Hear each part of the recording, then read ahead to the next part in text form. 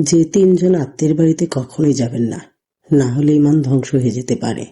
আপনি কি জানেন, কিছু কিছু আত্মীয় আছেন যাদের বাড়িতে গেলে আপনার নামাজ নষ্ট হয়, পর্দা নষ্ট হয়, চরিত্র নষ্ট হয়, আর ধীরে ধীরে ঈমান দুর্বল হয়ে যায়।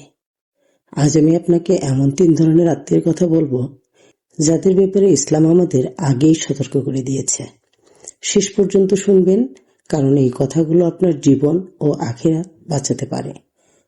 প্রিয় ভাই ও বোনেরা, ইসলাম আত্মীয়তার বন্ধন রক্ষা করতে বলে, এটা সত্য।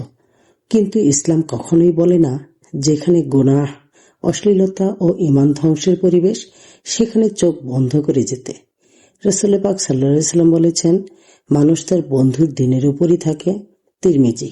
এখন চলুন জেনে নিই সেই ৩ ধরনের আত্মীয় কারা। যে আত্মীয় গুনাহকে স্বাভাবিক করে তোলে।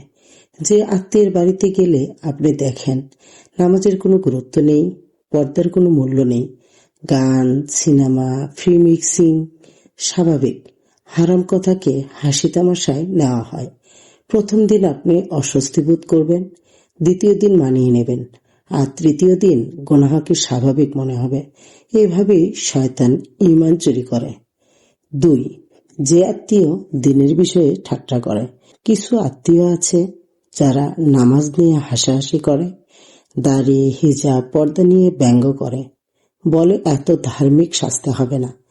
মনে রাখবেন, দিন নিয়ে ঠাট্টা করা কুফর পর্যন্ত নিয়ে যেতে পারে।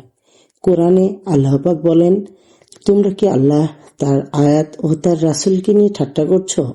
সূরা আত-তাওবা ৬৫। এমন পরিবেশে বারবার যাওয়া মানে নিজের ঈমানকে ঝুঁকির মধ্যে ফেলা। ৩. যে আত্মীয় আপনাকে গুনাহের পথে টানে। এই আত্মীয়রা সরাসরি বলবে, এতে কি এমন আছে, সবাই তো করে, একদিন করলে কি হবে। কিন্তু মনে রাখবেন, হারাম কখনো একদিনে বড় হয় না, ছোট ছাড় থেকেই শুরু হয়। আজ আপনি শুধু বসে থাকলেন, কাল দেখবেন অংশ নিচ্ছেন, আর একদিন নিজেই গুনাহের পক্ষে কথা বলছেন। তাহলে কি আত্মীয়তা ছিন্ন করব? বন্ধুরা, না, ইসলাম এটা বলে না। ইসলাম বলে, প্রয়োজনে দূরত্ব বজায় রাখুন, সালাম, খোঁজ খবর রাখুন, কিন্তু ঈমানের ক্ষতি হয় এমন জায়গা এড়িয়ে চলুন। কারণ ঈমান আত্মীয়তার চেয়েও দামি, আখিরাত দুনিয়ার সম্পর্কের চেয়েও বড়। প্রিয় মুসলিম ভাই ও বোন, আজ আপনি সাবধান না হলে আগামীকাল আফসোস ছাড়া কিছুই থাকবে না। যেখানে আল্লাহর অবাধ্যতা, সেখান থেকে নিজেকে বাঁচান। সে আত্মীয় হোক বা প্রিয় মানুষ, আল্লাহ যেন আমাদের সবাইকে ঈমানের উপর অবিচল রাখেন। আমিন।